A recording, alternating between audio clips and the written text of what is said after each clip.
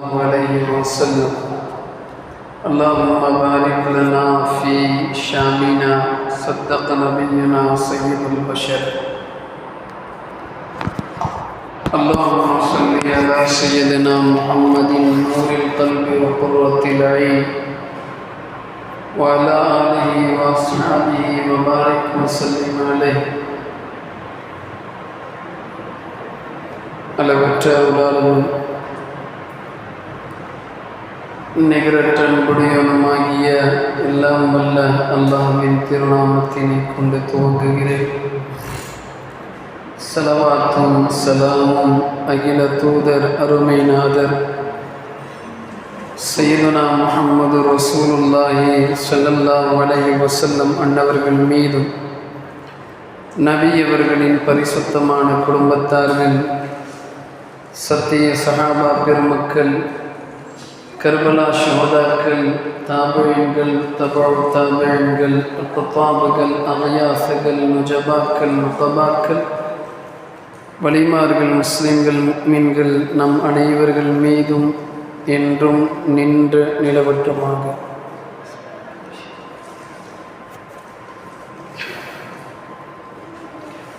கொஞ்சம் கரண்ட் இல்லை, அதனால் மொத்தமாக வந்துட்டிங்கன்னா ஃபேனு கொஞ்சம் ஓடும். எல்லா ஃபேனும் போட்டால் இருக்கிறதெல்லாம் ஆஃப் ஆகிடும். அதனால் கொஞ்சம் எல்லாம் கரண்ட் வந்துருச்சு. ஓகே,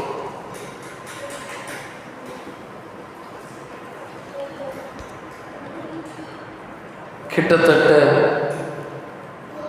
1.5 வருடமாக நிகழ்ந்து கொண்டிருந்த பலஸ்தீனத்துடைய போர் முடிவுக்கு வரப்போகிறது என்ற செய்தியினை நாம் செவியேற்கிறோம். அல்லாஹ்வுடைய மகத்தான கிருபையால்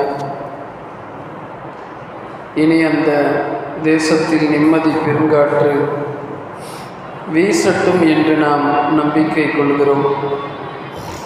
உலகம் முழுவதும் கலிஃபோர்னியாவுடைய காட்டு தீயினை பற்றி மிக வேகமாக பேசிக்கொண்டிருக்கிற இந்த தருணத்தில் உலகத்துடைய பார்வை காசா மக்களின் மீதும் இருக்கின்றது என்பது தெள்ளத் தெளிவாக நமக்கு தெரிகிறது. அமெரிக்காவுடைய தேர்தலின் போது நான் அதிபராக ஆனால் காசாவை முழுக்க முழுக்க தீயிற்கு இரையாக்குவேன், இந்த பிரச்சனையினை முடிவிற்கு கொண்டு வருவேன் என்று ஒருவர் மிக வேகமாக சூடுரைத்தார். கடைசியில் அமெரிக்கா தீப்பிடித்து எரிந்த சம்பவத்தினை நாம் அனைவரும் அறிந்த ஒன்றுதான். 2023 அக்டோபர் 7 அன்று துவங்கிய இந்த பலஸ்தீன் காசாவுடைய போர், இஸ்ரேல் என்னும் கொடுங்கோல் அரசு யூத சமுதாயத்தில் அரக்கவெறி பிடித்த ஒரு பாசிச அரசு அப்பாவி மக்களான பலஸ்தீனியர்கள் மீது தனது கொலைவெறி தாக்குதல்களை நடத்தியது. அதை உலகம் முழுவதும் வேடிக்கை பார்த்து கொண்டிருந்தது தவிர தட்டி கேட்பதற்கு எந்த நாடுகளும் துணிச்சலாக வந்து குரல் கொடுப்பதற்கு அச்சப்பட்டது. உலகம் முழுவதும் பாசிசமயமாக ஆகிவிட்ட இந்த நேரத்தில் இதுவரை பலஸ்தீனத்தை சார்ந்த 46,707 நபர்கள் கொல்லப்பட்டிருக்கிறார்கள். அத்தனை நபர்களும்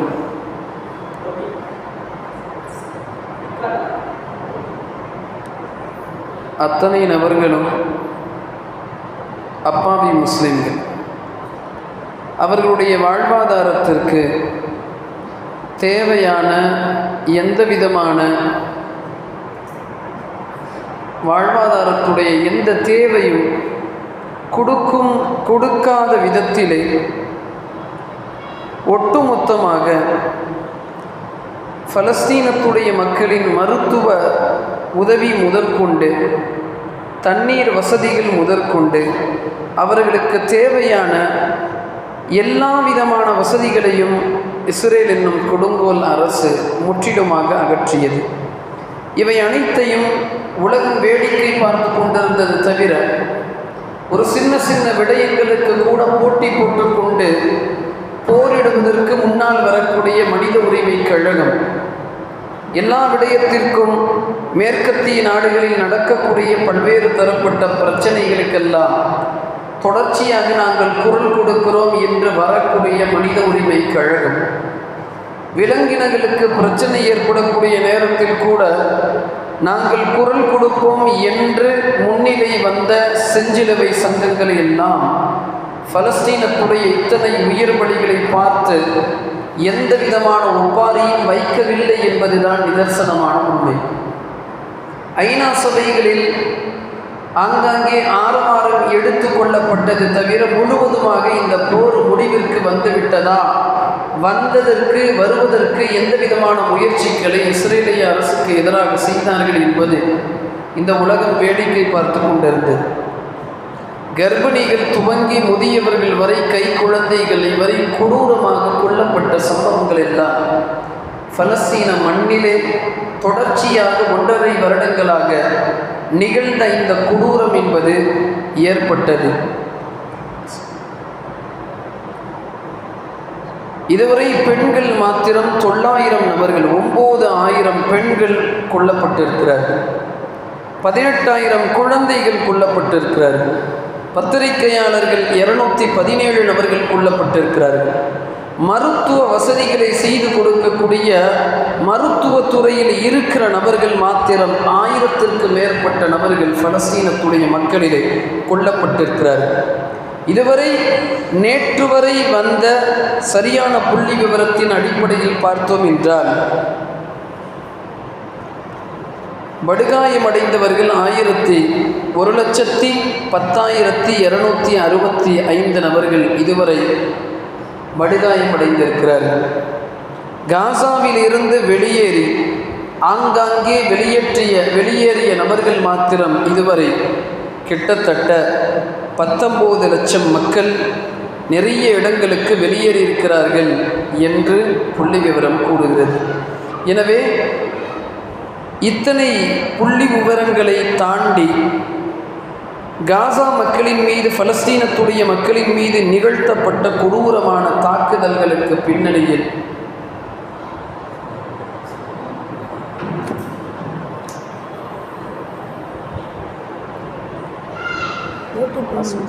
நம்பருக்கு அனுப்பியிருக்கேன்.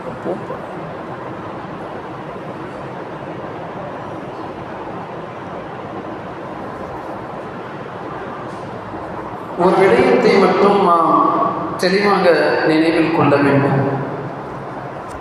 நபிகள் நாயகம் ஸல்லல்லாஹு அலைஹி வஸல்லம் உலகத்தில் பட்ட சிரமங்கள், கஷ்டங்கள் இவைகளை தாண்டி இந்த மார்க்கத்தை சார்ந்த நபர்கள் நபிகள் நாயகம் ஸல்லல்லாஹு அலைஹி வஸல்லமுடைய சுன்னத்திற்கு ஏற்ப அன்றிலிருந்து இன்று வரை நிறைய சிரமங்களை மேற்கொண்டிருக்கிறார்கள், இன்னும் மேற்கொள்கிறார்கள் என்பது உண்மை. இதுவரை வந்த உலகத்துடைய அத்தனை இறைநேசர்களும் தங்களின் சொந்த நகரங்களை, ஊர்களை, தங்களுடைய பகுதிகளை எல்லாம் தியாகம் செய்து எல்லா இடத்திற்கும் இஸ்லாத்தை பரப்புவதற்கு செல்லக்கூடிய அந்த வேளையில் அங்கே நிகழ்ந்த பல்வேறு பிரச்சனைகளை சுமந்து கொண்டுதான் இந்த தீனுல் இஸ்லாத்தினை எல்லா இடங்களிற்கும் பரப்பினார். உலகத்தில் வாழுகிற தருணம் வரை இஸ்லாமியர்களுக்கு பிரச்சனை என்பது தொடர்ச்சியாக இருக்கும் என்பது வேதத்தின் வரிகளின் சாட்சியாக இருக்கிறது.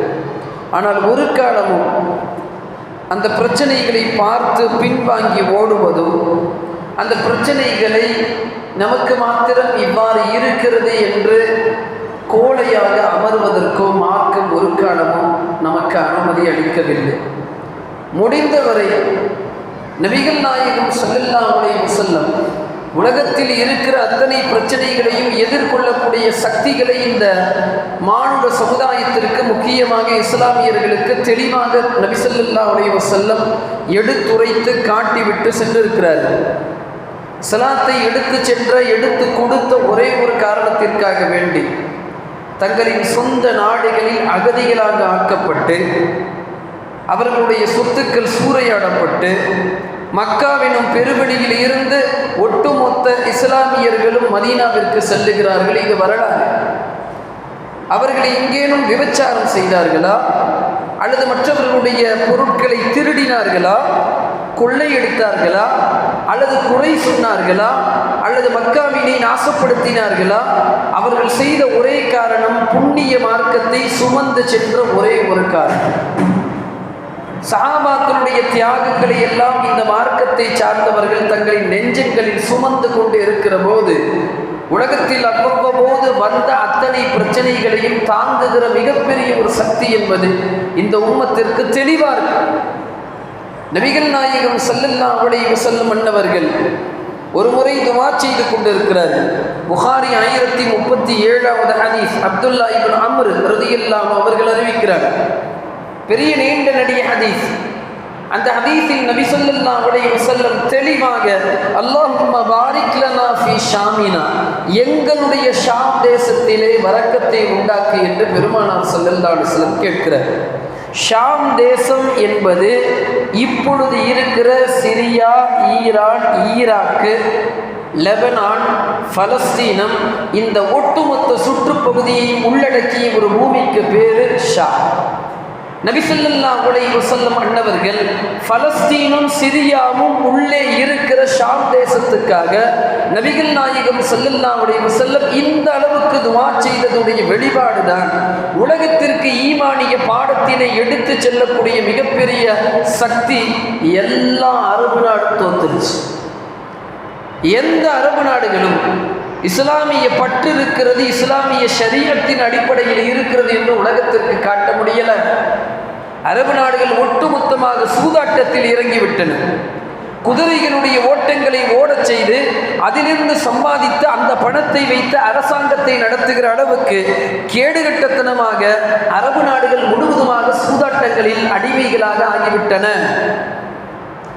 மேற்கத்திய அந்த நாடுகளில் இல்லாத அளவுக்கு, அமெரிக்கா போன்ற நாடுகளில் கூட இல்லாத அளவுக்கு விபச்சாரங்கள் அதிகமாக துபாயிலும் கத்தாரிலும் நிகழ்கின்றன, முக்கியமாக துபாயில் இருக்கின்றன என்பது தெளிவாக அங்கே சென்று வந்தவர்களுக்கு தெரியும்.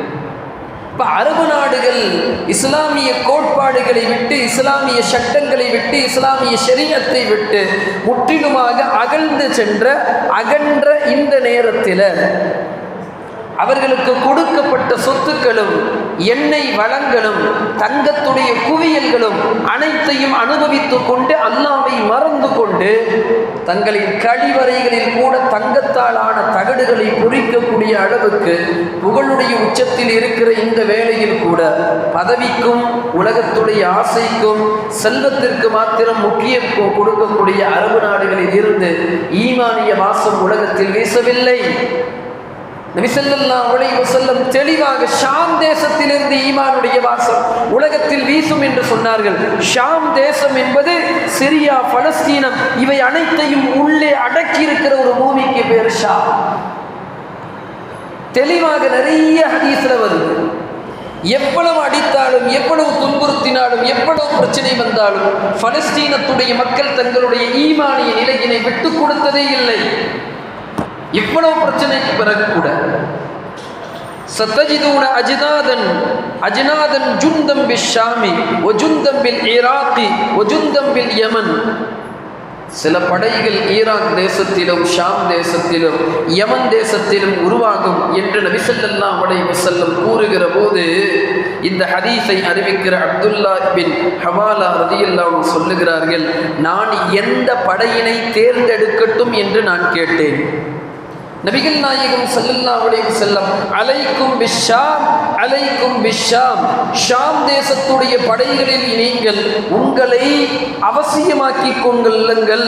ஃபஇன்னல்லாஹ் அஸ்ஸ வஜல்ல கத் தகஃபல லீ பிஷ்ஷாம் வ அஹ்லி, அல்லாஹ் எனக்காக வேண்டி ஷாம் மக்களுக்கும் ஷாமுடைய தேசத்தையும் ஷாமுடைய மக்களையும் பொறுப்பாக ஏற்றுக்கொண்டான் என்று நபிகள் நாயகம் ஸல்லல்லாஹு அலைஹி வஸல்லம் கூறிய ஹதீஸ் அஹ்மதுல 22487வது ஹதீஸில் பதிவாகிறது.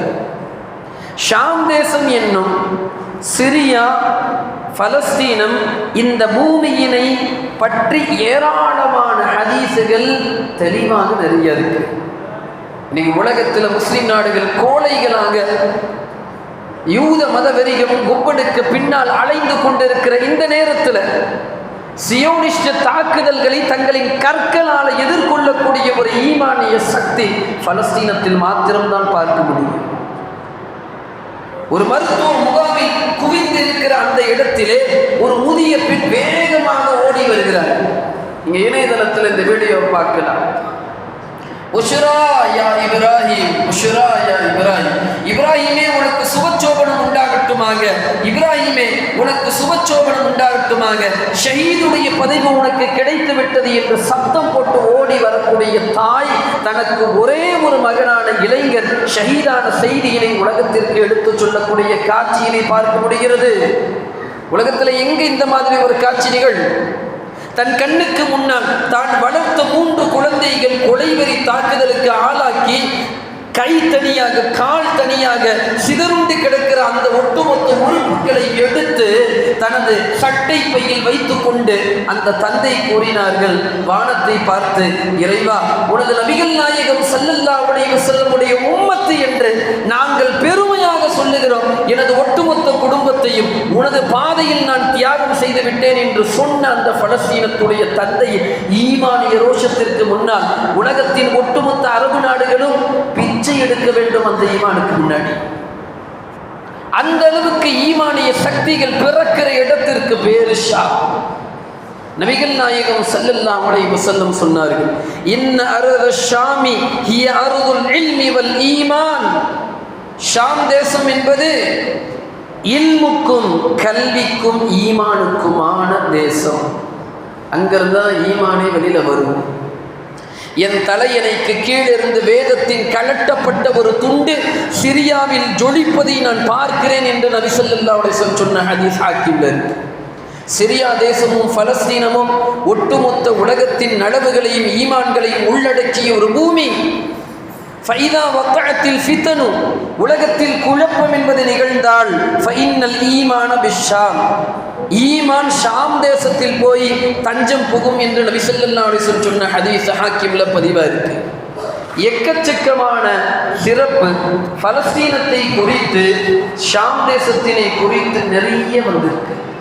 அப்பேற்பட்ட புண்ணிய பூமியில் பிறந்த அந்த குழந்தைகள் முதற்கொண்ட அனைவர்களுக்குமே ஈமானிய ரோஷம் இருக்கு. உலகத்தின் எந்த வல்லூர்களும் வல்லரசுகளும் தோற்க முடியாத அளவுக்கு ஈமானிய உச்சகட்டத்தில் பிறக்கிற அந்த குழந்தைகளுடைய அந்த புண்ணிய வாழ்க்கையினை பார்த்து உலகத்தின் சர்வ இடங்களில் இருக்கிற ஈமானிய சொந்தங்கள் தங்களுடைய ஈமானை புதுப்பிக்க வேண்டிய ஒரு கட்டாயத்தில் நாம் இருக்கிறோம். 1.5 வருடங்களாக நிகழ்ந்த அந்த தாக்குதல்களை ஒரு சிறு பகுதியில் இருக்கிற காசாவுடைய மக்கள் எந்த காலத்திலே எங்களுடைய பூமியை நாங்கள் விட்டுக் கொடுக்க மாட்டோம் என்று நின்றிருக்கக்கூடிய அந்த மிகப்பெரிய தைரியம் உலகத்துக்கு வேணும். சும்மா 4 பேர் அடிச்சுட்டா, 4 வீடை இடிச்சுட்டா நம்மளை இந்தியாவிலிருந்து வெளியேற்றிடுவாங்களா? நம்முடைய வீடை இடிச்சிருவானா? நம்முடைய குடியுரிமையை பறிச்சிருவானா? ஒவ்வொரு நாடும் பயந்து பயந்து சாகுகிற மக்களாக முஸ்லிம் சமுதாயம் இந்த தேசத்தில் வாழ்கிறார்கள். என்ன செய்துவிட முடியும்? அல்லாஹ்வும் அவனுடைய ரசூலின் அடிப்படையில் நாம் வாழ்ந்தோம் என்றால் உலகத்தில் முஸ்லிம் சமுதாயத்தின் மீது எந்த ஒரு சக்தியும் தாக்குதல்களை நடத்த முடியாது. நம் மீது இருக்கிற பாவக்கரைகளை நாம் அகற்ற வேண்டிய பொறுப்பில் இருக்கிறோம். நம்மிடத்தில் இருக்கிற தவறுகளை நீக்கினாலே போதும். அல்லாஹ் ரப்பல் ஆலமீன் எந்த ஒரு சக்தியுடைய அந்த தாக்குதல்களையும் நம் மீது தொடுக்க முடியாது. எவ்வளவு காட்சிகள் அந்த பூமியிலிருந்து அரங்கேறுகிறது பார்க்கிற போது ஆச்சரியமா இருக்கு. இதில் மிகப்பெரிய ஒரு உண்மை என்னன்னா, ஹமாஸுடைய போரில் ஹமாஸுடைய படையில் இருக்கிற கிட்டத்தட்ட 90% நபர்கள் முழுவதுமாக ஹாஃபிதுல் குர்ஆன், குர்ஆனை மனனம் செய்த ஹாஃபிதுல் குர்ஆன் ஹமாஸுடைய படையினை வழிநடத்துகிறார்கள். தனது சொந்த பூமியில் தனது பூமியினை பாதுகாப்பதற்கு போரிடக்கூடிய ஒரு போராளிகளை தீவிரவாதி என்று உலகத்துடைய மீடியா அழைக்கிறது என்றால் இதைவிட ஒரு கேவலமான ஒரு செய்தியை உலகத்தில் எங்கேயுமே பார்க்க முடியும். உலகம் முழுவதும் துரத்தப்பட்ட யூதர்களை வாருங்கள் நாங்கள் தஞ்சம் கொடுக்கிறோம் என்று அழைத்து உள்ளே புகுத்த செய்த மிகப்பெரிய தவறை இவர்கள் செய்த அந்த காரணத்தினால் இன்று அத்தனை கொடூரங்களும் நிகழ்கின்றன.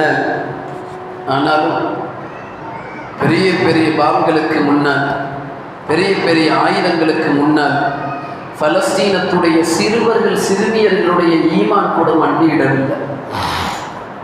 ஜசீராவிலே ஒரு வீடியோவினை காட்டுகிறார்கள். ஜசீராவுடைய டிவி ஒரு வீடியோ. ஒரு சிறுமி விளையாடி கொண்டிருக்கிறார். மிகப்பெரிய குண்டுடைய சத்தம் கேட்கிறது.